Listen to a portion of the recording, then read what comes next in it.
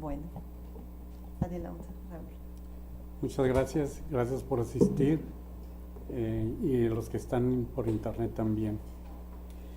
Bueno, este trabajo empezó gracias a un comentario que alguna vez me hizo uno de mis doctores. Cuando yo lo consulté una vez, me dice, tú por tu condición estás perdiendo 10 años de vida.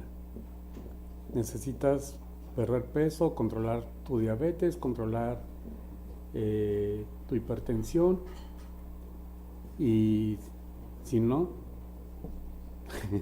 si no, te vas a ir pronto. Y obviamente nos queremos ir pronto. Eso fue, no sé, el primer semestre de este año. Y pues sí, me puse a controlar eso y recientemente me dijo, de esos 10 años que perdiste, ya recuperaste 5, te falta todavía más. Bueno, ok, entonces dije yo, ¿de dónde habrá sacado esa información para decir que yo perdí 10 años de esperanza de vida?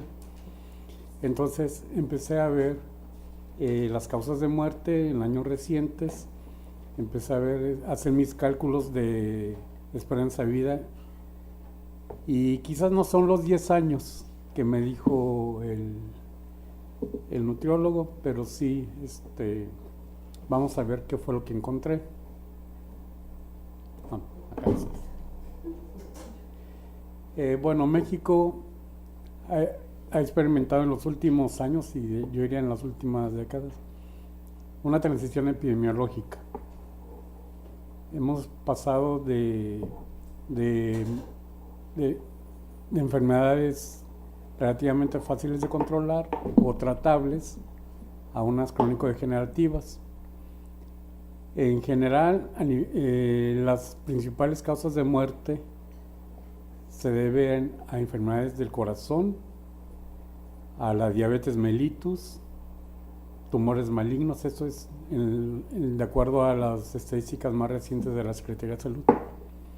Los accidentes, las enfermedades del hígado y las enfermedades vasculares cerebrales.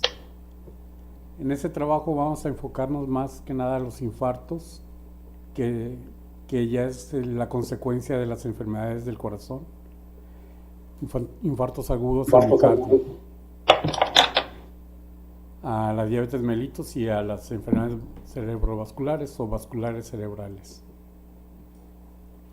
Todos son parte del síndrome metabólico, que de acuerdo con la OMS se manifiesta en una persona cuando se vuelve resistente a la insulina.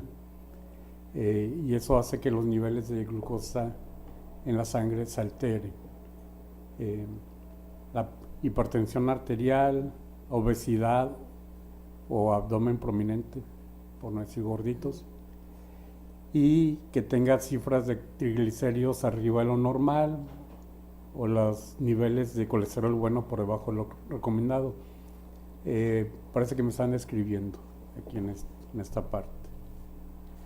Bueno, para quienes no somos médicos o que no trabajamos en áreas de la salud directamente, pues las definiciones de esas tres principales enfermedades que yo quiero estudiar. La diabetes, bueno, creo que ya muchos conocemos o la padecemos. Tenemos resistencia a la insulina o insulinoresistencia. Es decir, tenemos problemas con el páncreas. La hipertensión arterial, existe una fuerza ejercida en contra de las paredes de los vasos sanguíneos al momento de bombeo, y eso hace que se manifieste un mayor esfuerzo y se requiere un mayor trabajo para el corazón. Entonces tenemos alta presión arterial o hipertensión arterial.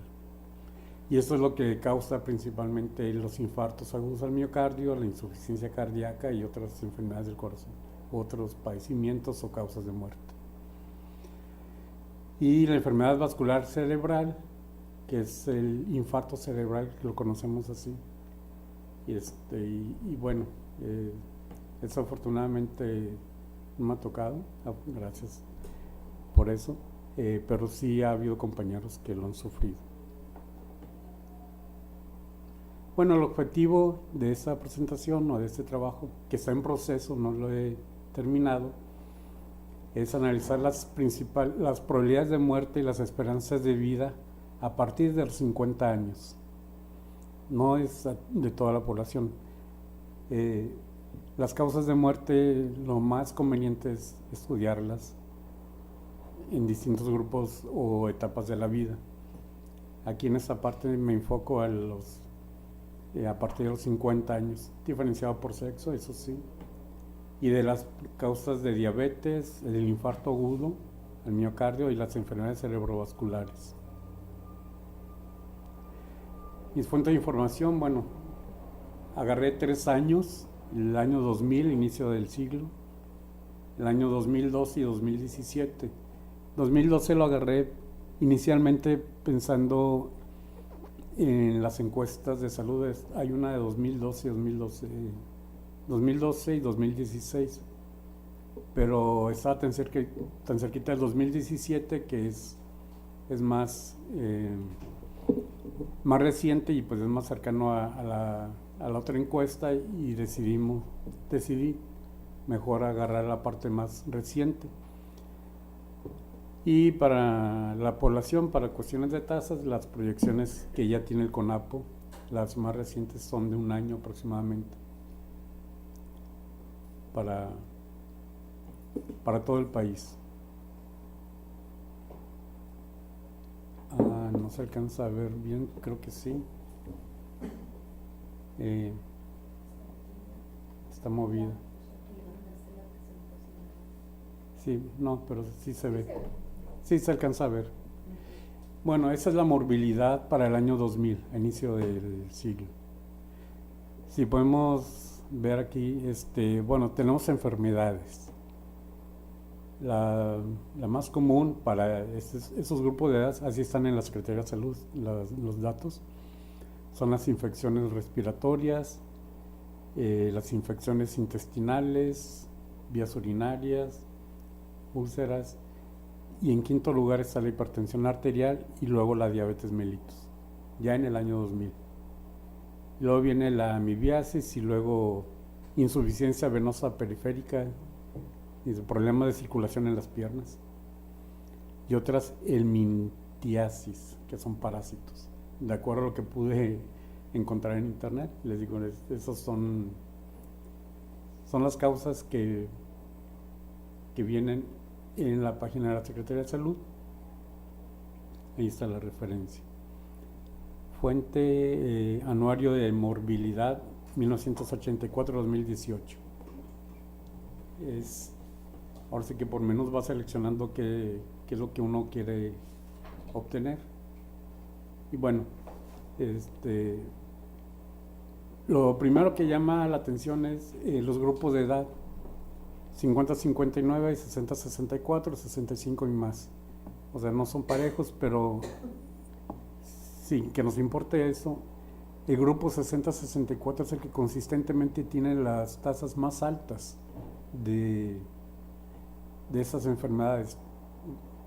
Todas, en todas las causas son las más altas. Algo nos pasa a los 60 años, no sé. Nos terminamos de descuidar o empezamos a ser conscientes de nuestra próxima partida, y ya a los 65 empezamos a cuidarnos más. Pero ahí están, en ese grupo como que es más alta las tasas de enfermedades. En el año 2018 también tiene el más reciente. Cambian un poquito las causas, las tres principales son las mismas. Aparece la gingivitis, la conjuntivitis, pero sobre todo aparece ya la obesidad, ya reconocida como un padecimiento. Y nuevamente el grupo 60-64 es el que tiene más alta prevalencia tasa de morbilidad. Eso me llamó la atención. Yo creo que hay que ver qué nos pasa a los 60, que hasta hace 40 años era la esperanza de vida en México, más o menos, ¿no? Como 65 años, 60, 65 años. Y estamos hablando de 2018. Bueno, esa es una gráfica basado en los cuadros anteriores. Lo puse a colores para que más o menos se dieran cuenta. Primero está 50-59 en rojo, en café está el 60-64 y en verde 65 y más, para las tres principales enfermedades que tenía. Obesidad solamente aparece en 2018, por eso nada más está una columna y está en amarillo. Pero lo que me llama la atención aquí es que en todas baja. En esas tres principales baja las tasas de morbilidad. Hay una disminución. Yo creo que eso es bueno.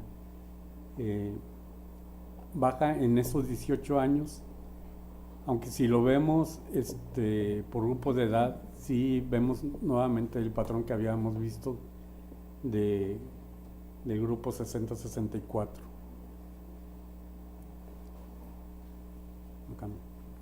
Bueno, y esas son las probabilidades de muerte de hombres de 50 más por grupos de edad. Para las tres causas que me propuse estudiar, está la diabetes, está como en naranjado, no alcanzo a ver. Sí, la diabetes para hombres. Van a ver que está muy amplio el margen, pero eso es para fines comparativos a lo largo de del año y con las mujeres todos están en la misma escala. El infarto, las defunciones por infarto agudo del miocardio aumentan con la edad. No hay nada sorprendente ahí. Uno se vuelve más viejo y vuelve más susceptible de tener un infarto. Lo mismo para las cerebrovasculares, un poquito. La diabetes como que baja. Quizás los que se vayan a morir de diabetes se mueren en las primeras edades y después ya no. Ya son poquitas, pero ahí están. O se mueren de otra cosa. Digamos, sería una limitación de la estadística. Puede que tenga diabetes, pero se muere de infarto. El año 2017, hombres todavía, esa línea que despega son los infartos. Y vean la diabetes, cómo se infló. Le voy a regresar la gráfica. Estaba incluso por debajo de las causas cerebrovasculares, pero en el año 2018 ya la rebasó, al menos en unos grupos de edad, o en la mayoría. Se infló la diabetes para hombres. Y bueno, los cerebrovasculares también aumentaron, pero parece que empezaron a inflar la diabetes, esa gráfica. En el caso de las mujeres, esos son hombres. No, esas son mujeres, que no le cambié acá. Le cambié acá. En el caso de las mujeres, una de las principales causas es la diabetes, que era distinto en el caso de los hombres, que era más el infarto. Y el infarto también obviamente empieza a despegar después de los 80 años. Las cerebrovasculares también empiezan a aumentar, digamos, incluso rebasan a la diabetes, pero la diabetes es la número 1 en mujeres en esos grupos de edad, de esas tres causas. Para el año 2017, algo pasó con los infartos al miocardio de las mujeres aumentó, pero la diabetes también se infló en estos años, aumentó mucho, digamos relativamente. Si lo comparamos con el anterior, vean cómo se mueve la línea anaranjada. También las cerebrovasculares aumentan, bueno, aumentan relativamente, pero la que sí se ve notablemente es la de diabetes.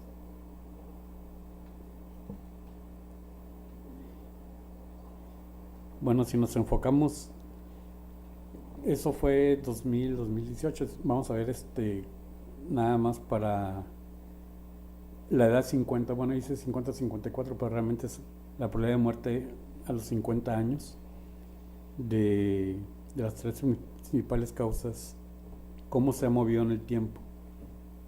Para los hombres aumentó de 5 a 7 muertes por 1000, aquí está por 1000 la escala.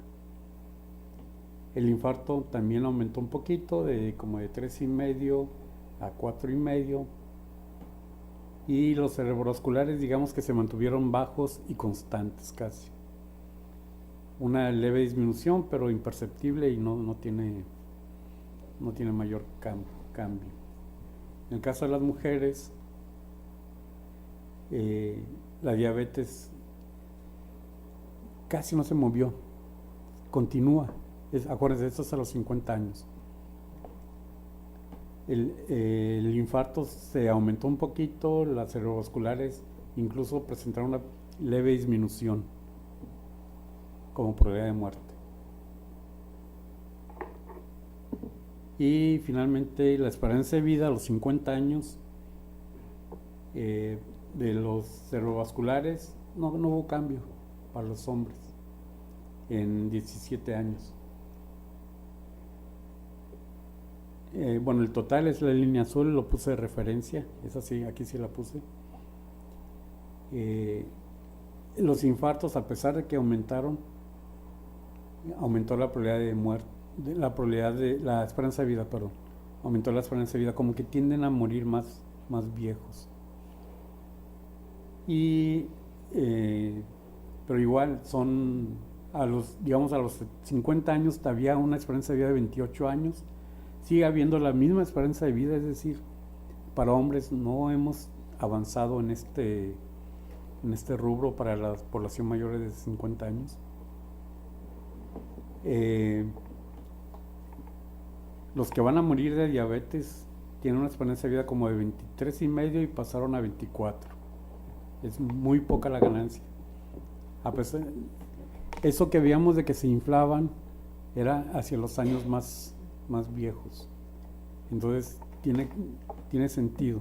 Se mueren más viejos, entonces aumenta la esperanza de vida, pero igual se van a morir.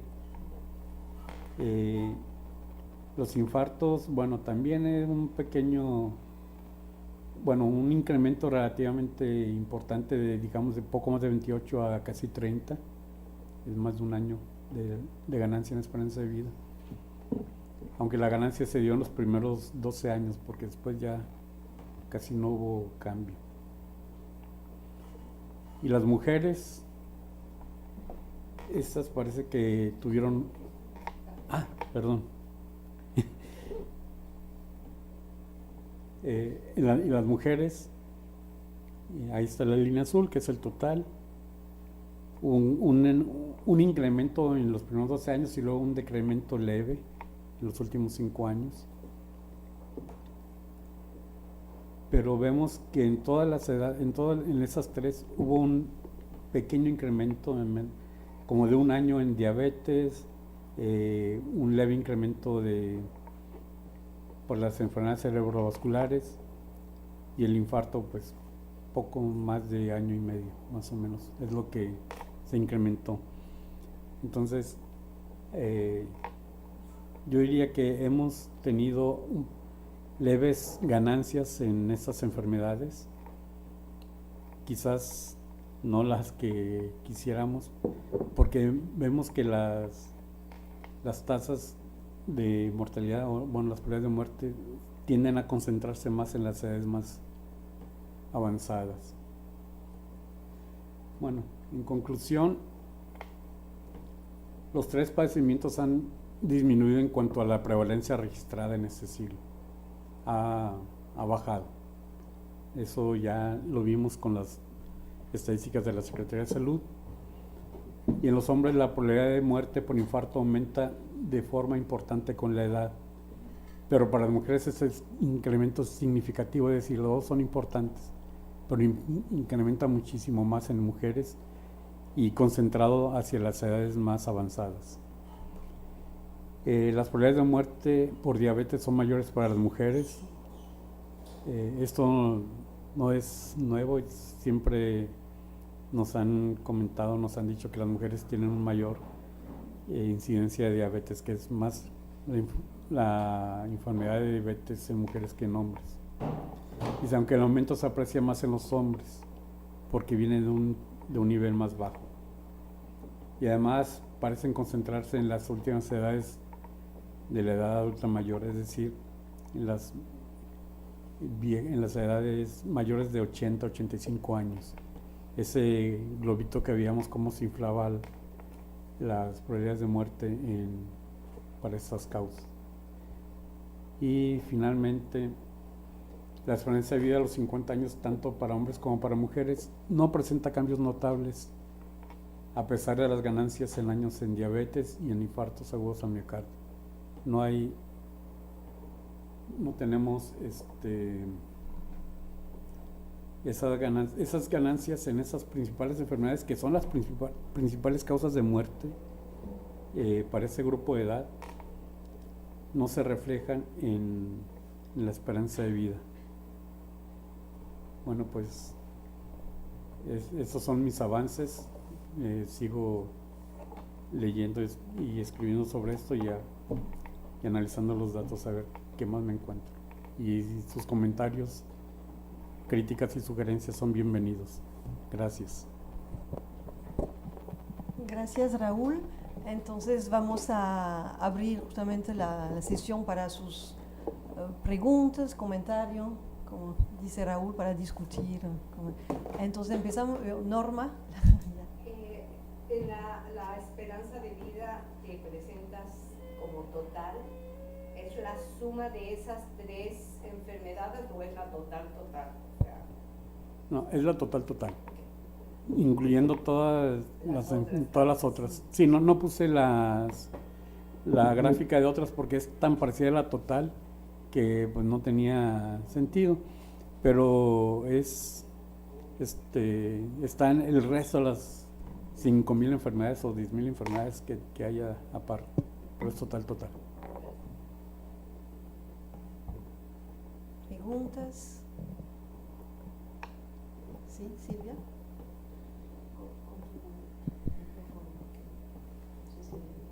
Pues no creo que nadie tenga en la mente las cifras que yo presenté en el trabajo, en el seminario que me correspondió, pero entonces estaríamos en conflicto si les recordaran, porque, y eso me preocupa y creo que tiene que ver con la fuente de los datos. La ENASEM, que trabaja o que recoge datos en población de 50 años o más, yo presenté en aquel momento de 60 y más, pero ahí están los datos de 50. La prevalencia perdón, tengo la demencia aquí metida todo el tiempo. La prevalencia de diabetes y la prevalencia de hipertensión es mucho más alta que lo que estabas mostrando. Sí, eso seguramente es un tema metodológico. ¿Sí? En la encuesta de la ENASEM, la pregunta para clasificar la presencia de estas enfermedades es autorreportes. O sea, ¿alguna vez algún médico le ha dicho a usted que tiene diabetes, le ha diagnosticado diabetes? Sin embargo, ya se hicieron estudios en muestras de sangre y claro, que lo que encontramos es que hay un subdiagnóstico de las enfermedades, más no se está diagnosticando de más. Entonces, esas cifras que estamos reportando como cifras tomadas del autorreporte de la persona, si algo les va a pasar es que se van a aumentar si tuviéramos las medidas biológicas. Se aumentan en una submuestra en la que se hicieron esta medida de sangre, se aumentan 18% en la diabetes.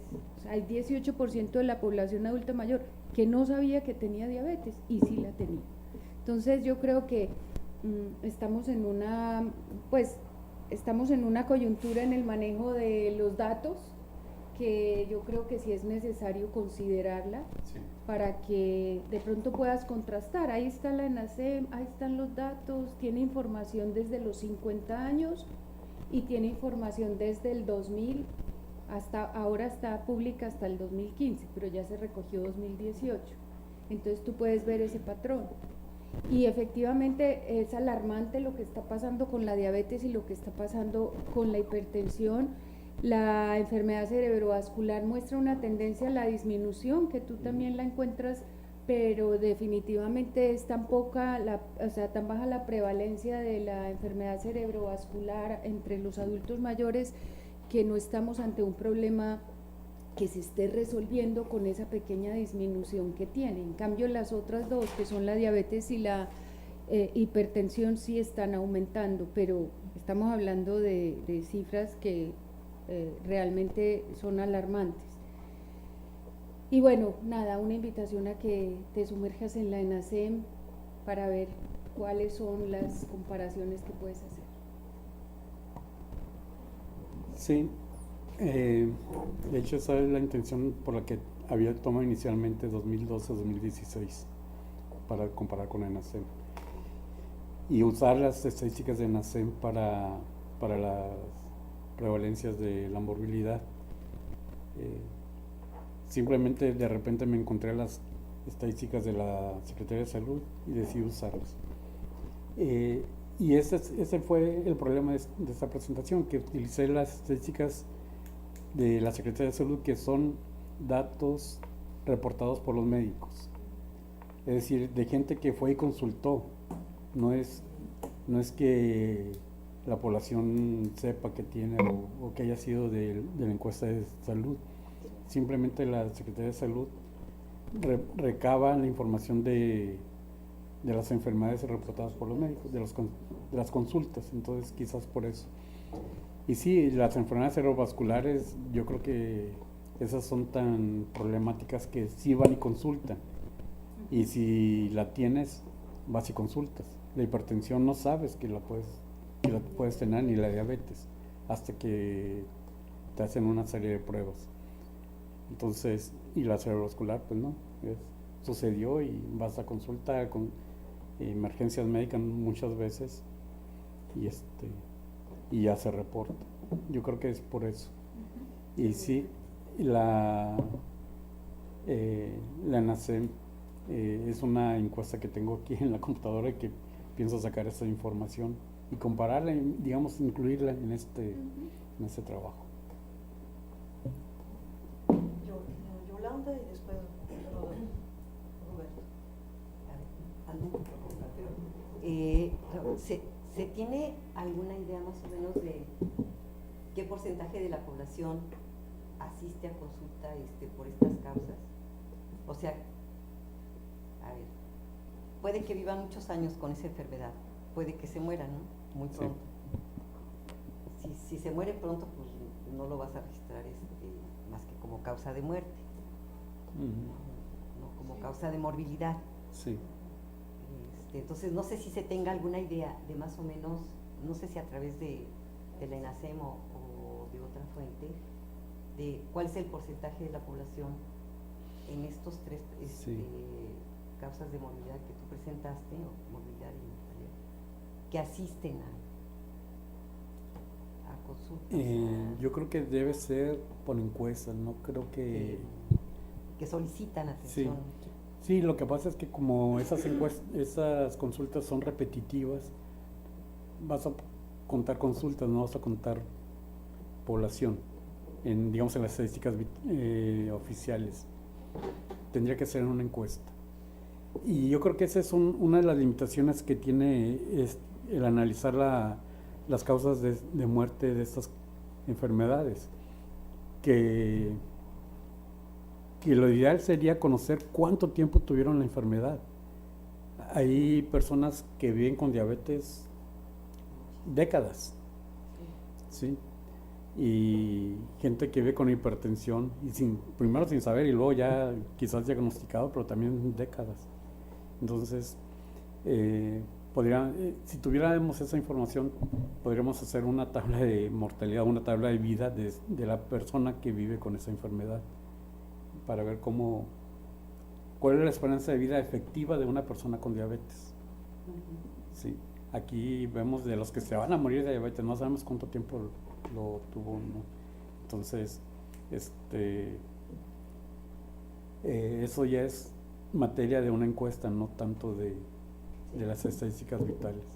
Y sobre todo de los certificados de defunción, que lo ideal sería cuánto tiempo estuvo con la enfermedad, y sería un informante que quizá no sepa, o a lo mejor sabe, pero pues si no le preguntan no va a poder responder. Y estas comorbilidades de que los que tienen diabetes normalmente, o es muy probable que tengan hipertensión también. Y los que mueren de enfermedades cerebrovasculares, es casi seguro que tienen hipertensión. Entonces, por eso quise agarrar esas tres causas. Nada más para responder a Yolanda, la ENASEM no tiene la pregunta exacta asociada con la enfermedad, es decir, ¿tiene usted diabetes y cuántas veces ha consultado por esta causa? Así directa no. Sin embargo, sí hay varias preguntas sobre si toma medicamentos, si está bajo control, si se ha hecho un estudio. Entonces podría uno inferir sí ha consultado. Y la otra cosa que tiene la encuesta es que tiene una sección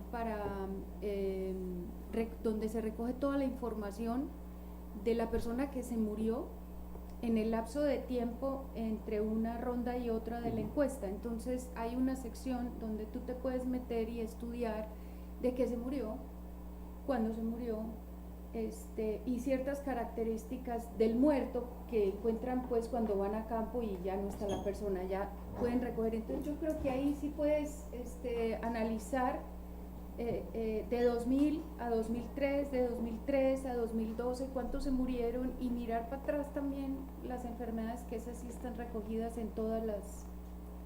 Eso sí es un trabajo. Se pregunta cuándo le detectaron la enfermedad.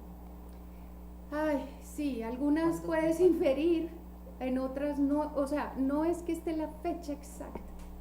Además nunca te dan una fecha exacta en la población. Sí. Entonces hay que aproximar desde cuántos años tuvo la enfermedad, pero... Sí, pueden no saber, sí, ¿no? Porque sí. al inicio... Pero yo la verdad nunca he hecho nada con esos datos, entonces no. Okay. ¿Roberto? Sí. Esto en realidad es algo que estás empezando, ¿sí? A mí me preocupa hablar de estas cosas cuando tenemos aquí enfrente a Cristina y a Yesa y a Gude, que de verdad saben de qué se trata esto de la salud. Pero en el asunto del envejecimiento, ya no solo lo estoy estudiando, sino que estoy siendo como investigador participante, como le llaman eso, ¿verdad? Y en esta cosa de la enfermedad de la vejez y la prevalencia y las muertes, lo que tiene son como las fotografías transversales de dos fechas o 3 fechas. Es un proceso y se tiene que tomar como un proceso, y las enfermedades no están aisladas. Si hay la cosa de la comorbilidad, que es muy importante en el envejecimiento, ¿verdad? ¿Sí? ¿Verdad? Sí. Bueno, ahí me dirán si no. Es muy importante y son cosas que interactúan. Y entonces los geriatras creo que dicen que el problema de mirar a alguien es que tienes que ver esas comorbilidades y qué es lo que está pasando con ellas. Y esta cuestión de que te encuentres más diabéticos en estas edades de 60, 69 y no o como las pusiste, 60, 64, 64. y no los de 65 y más, y otras cosas sí, es que no es tanto qué le pasa a los de 60, 64, sino qué le pasa a los de 65 y más, que se van muriendo. Y entonces tienes todas las edades, entonces son de alguna manera son sobrevivientes, entonces son los que lograron hacer ciertas cosas, sobre todo después de ciertas edades, de 70 más, 75 y más. Entonces ya no están tan diabéticos porque ya se murieron los que estaban diabéticos o algo así. Pero el asunto del proceso es muy importante y es una cosa muy compleja de estudiar, pero se tiene que ver así y con otras variables más. Sí. Y bueno. Sí, Nora. Gracias.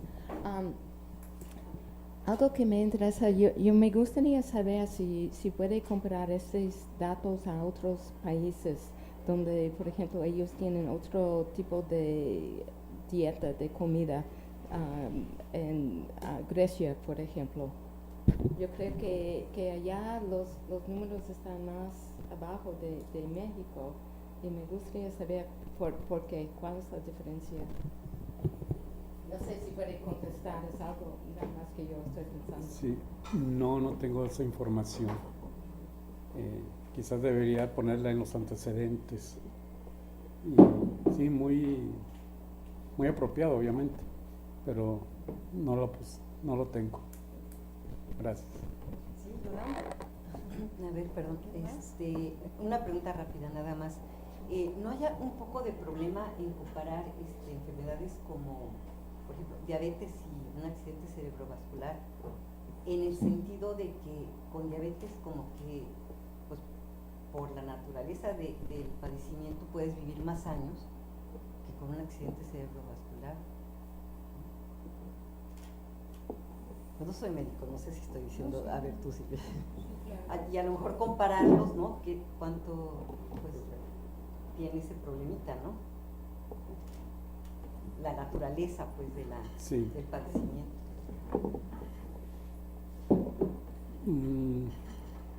No sé si entendí bien la pregunta, pero lo que yo pienso es, bueno, la cerebrovascular, cuando le da es obvio, ya es una emergencia, cuando uno se da cuenta. Incluso puede ser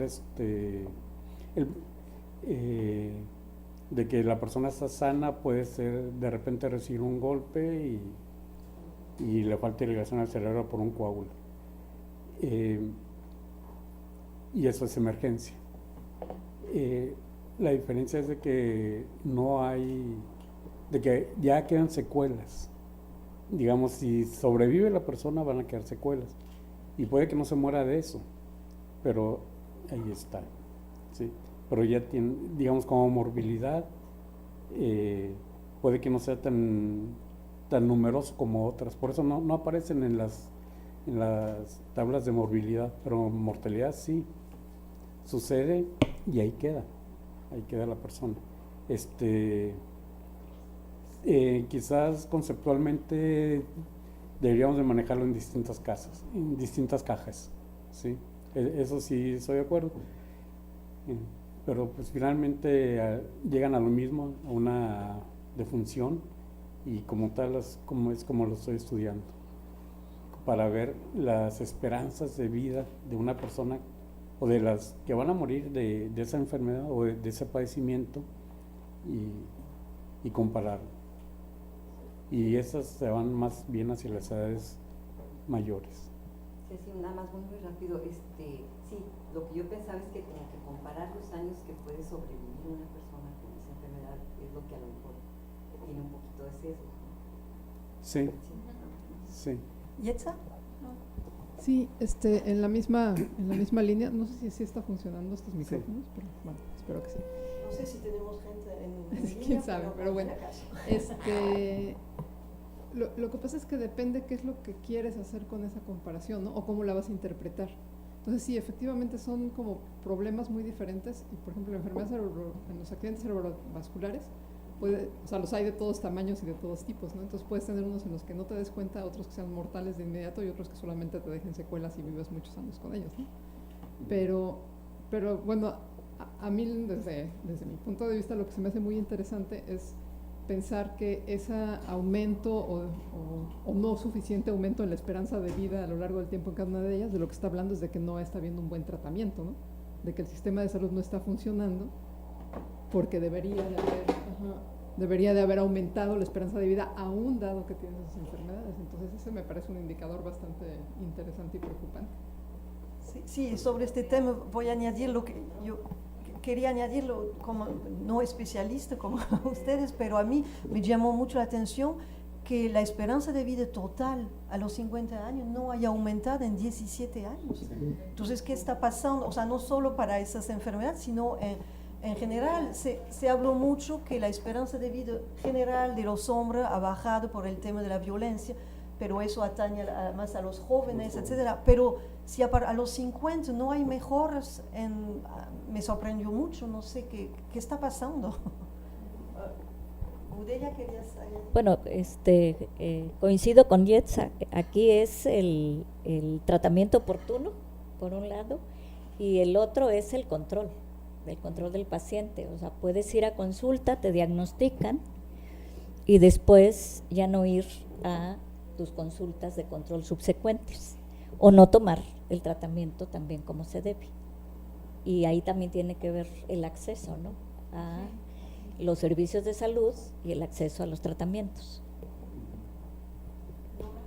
Gracias. Pero yo creo que también no es solamente tratamiento, pero prevención cuando están jóvenes, porque tenemos muchos datos ahora sobre los jóvenes que ya tienen diabetes, ya tienen estos tipos de problemas, y si no están haciendo algo cuando están jóvenes, sí, van a tener diabetes y otras enfermedades cuando tiene 4 o 5 años.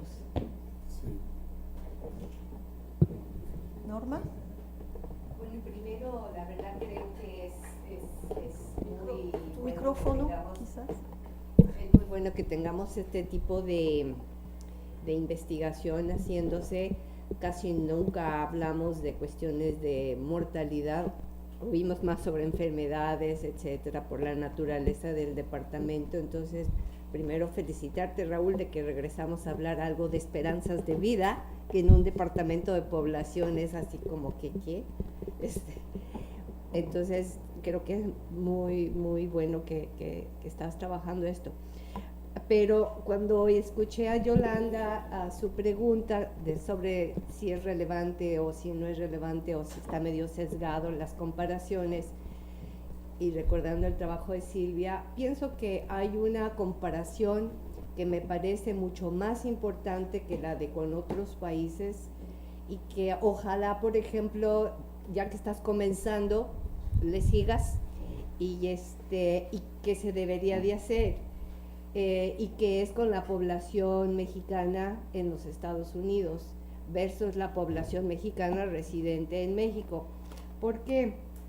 Porque pienso, sin ser experto en cuestiones de salud para nada, que la diferencia de una población y otra nos pudiera estar indicando, además de obviamente controlar por todas las variables del individuo, va a ser justamente lo que están aquí las dos compañeras del área de salud diciendo, que tiene que ver más con el sistema de salud, la procuración de atención médica, y no necesariamente todas esas otras variables que generalmente hablamos de las características de los individuos, y que pienso que eso sería muy, muy enriquecedor para mostrar las virtudes y las negligencias que hay en el sistema de salud mexicano, en lugar de culpar, porque generalmente se habla de que la gente está comiendo mal, la gente está haciendo esto, la gente está haciendo lo otro, y pocas veces escuchamos qué está haciendo el aparato del Estado o los organismos encargados de la procuración de atención médica al respecto. Mi pregunta de si era la esperanza de vida total o no, pues es de alguna forma indicativo de que hay factores de carácter social que son los que están pesando mucho en esta no avances en la esperanza de vida, pero bueno, de manera muy superficial. Yo invitaría a los colegas que trabajan esto y que parece que están muy interesados en la migración y todo esto, que se trabajara esta parte, porque creo que eso sería algo mucho, muy, ¿cómo se dice? Arrojaría luz acerca de lo que no se está haciendo en este país de una manera muy contundente al comparar poblaciones genéticamente o no sé si fisiológicamente hablando son similares, pero expuestas a un sistema social diferente y de procuración de salud. Ojalá les sigas por ahí y tienen acceso a los datos, y se puede hacer. Muy buena idea, muchas gracias. Ahorita que mencionan esto de los sistemas de salud y lo que estás haciendo institucionalmente y todo, creo que hay un enfoque que también está saliendo en unas discusiones que he estado teniendo ahora yo con la gente de geriatría sobre todo, y es que mucho de la medicina, el enfoque, y aquí lo mencionaron, es hay que diagnosticar, hay que tratar, hay que controlar, pero la inversión más fuerte, la que sería mejor, es lo de prevenir, tener un sistema de prevención, ¿sí? Incluso aquí entre nosotros que tenemos ahora incógnitas de qué va a pasar con nuestro sistema de salud, pues yo creo que buscaríamos mejor prevenirlo, ¿no? Y hay un caso que a mí me llama mucho la atención, otra vez debe ser mi limitaciones en el conocimiento, estudiar por qué Cuba, con todas las restricciones que tuvo, tiene una esperanza de vida casi igual a la de Canadá, encima de Estados Unidos, ¿sí? Y si se van a las cuestiones así de enfermedades crónicas y todo, pues a mí me llaman mucho la atención esas publicaciones de las revistas norteamericanas como Harper's y Science, que explican la buena salud de Cuba. Fue gracias al bloqueo, y ahorita ya no me meto más en eso, porque se pueden echar un rollo completo de varias horas, justo qué pasó con eso. Fue gracias al bloqueo. No tienen papitas. No tiene. No tienen alimentos procesados. No tenían alimentos procesados, no tenían insecticidas, no tenían, no tenían cosas para cirugías, se tuvieron que meter a la prevención, no tenían para gasolina, no tenían autos, entonces tenían que ir caminando y los afortunados pues era una bicicleta. Entonces todo eso era, ahora con la apertura que tiene Cuba, pues se va a echar a perder, ¿verdad? ¿Cierto? ¿Sí? ¿No dije alguna cosa pregunta? Tenemos últimas preguntas, comentarios, Silvia y Yolanda. Sí, yo estaba como tratando de recordar, yo creo que la comparación con otros países también es interesante porque nos ayuda a entender qué tanto el acceso a la salud, ahora sí que retomando lo del acceso, realmente sí funciona para disminuir la prevalencia de estas enfermedades.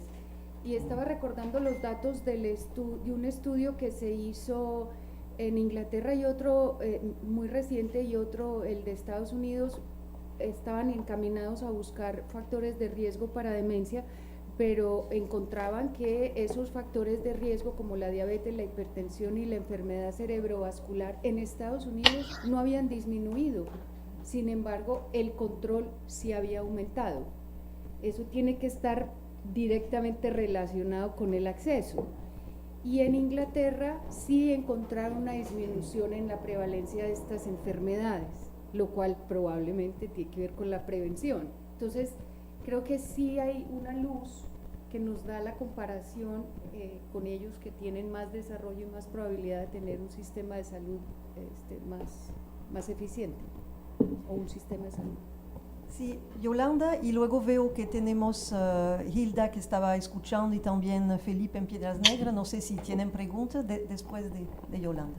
Sí, no, yo muy rápido, nada más, por lo que decían, comentaban de Cuba, tuve oportunidad de conocer el sistema de salud de Cuba y es impresionante, es buenísimo, con muy pocos recursos, hace muchísimo, muchísimo, incluso en el área pues de salud reproductiva, que es el área que yo estuve viendo más,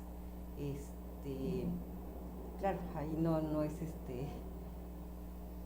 no sé si es algo de lo que uno quisiera tener, ¿no? Pero tienen poco acceso a muchos medicamentos, por ejemplo, en cuestión de anticoncepción tenían, ¿no? En esa época, estoy hablando de hace ya unos 15 años o algo así, muy poco acceso a hormonales, a varios métodos anticonceptivos. Sin embargo, la fecundidad adolescente muy baja. O sea, y conocer los hospitales y cómo está estructurado el sistema de salud de Cuba en esa época, la verdad fue muy impresionante, muy bueno, era muy bueno. Estoy hablando de hace algunos años. Entonces, pues sí, no es de extrañar que su esperanza de vida sea alta. Sí, Hilda, ¿tenías una pregunta? Sí, yo tengo una pregunta, Raúl, bueno, felicitarte, Raúl, por tu presentación y bueno, ahorita estabas hablando un poco de las limitaciones y me gustaría que pudieras ahondar un poquito más. Me entusiasmó mucho los datos que estás presentando porque obviamente me gustaría explorar esa base de datos para otro tipo de problemas de salud, pero también me hiciste ahorita pensar un poco en las limitaciones que tiene la información sobre todo la información de morbilidad, en términos de que estamos hablando de eventos, o sea que es posible que en un año estés registrando 10 veces a la misma persona, o cómo es que se registra la información. Sí. Tengo aquí un comentario que me hace un doctor que también me siguió por internet. Dices, los datos que usted presenta son los ideales ya que corresponde a diagnósticos efectivos, es decir, gente que consultó y fue diagnosticada. O sea, no es sino es autorreporte, exactamente. Dice, el problema es que a veces no vamos a consulta, simplemente. O sospechamos, pero estamos en una etapa de negación y no queremos saber, como si ignorar el problema lo ahuyentara, ¿verdad? La base de datos de morbilidad no la tengo, son datos publicados en PDFs por la Secretaría de Salud. Debe haber seguramente una base que pueda ser analizable. ¿Cómo se llama la base esa? SINAIS, pero de morbilidad. Sí, en SINAIS. Ahí debe estar. Pero digamos que eso era nada más para poner el contexto, la morbilidad. Mi objetivo era más bien la mortalidad, ¿sí? Ver las esperanzas de vida. Gracias. Pero sí, gracias. Sí, Delia. El problema con las bases de datos de mortalidad para estos padecimientos precisamente es para términos de salud, sirven como indicador, pero no, de cómo va evolucionando, pero no como un indicador duro. Ese es el problema. Cuando van a consulta una persona, luego vienen las consultas subsecuentes y ahí pasa algo como en el EMIF. A veces pues que te registras o más de una vez o una persona fue una vez y ya no volvió. hasta que llegó a una urgencia. Entonces, en algunos los vas a contar a un paciente más de una vez y en otros casos fue una vez o dos y ya no volvió a ir. Entonces, ese es el problema con padecimientos como hipertensión, diabetes, que requieren de un control desde su diagnóstico y por eso no son indicadores duros buenos para... Por eso utilizamos más la mortalidad. Sí, y ya no hablamos del acceso al, Y ya, bueno, al tratamiento, exactamente. al medicamento y todo eso. La adherencia al tratamiento. Muy bien, pues si no hay, veo que Felipe estás conectado, pero no veo si tienes pregunta. Sí, no. Muy bien, pues muchas gracias a todos por su asistencia, que generó una discusión sobre la mortalidad, que efectivamente es un buen tema para el Departamento de Estudio de Población. Muchas gracias a Raúl y a todos los presentes. Muchas gracias. Gracias.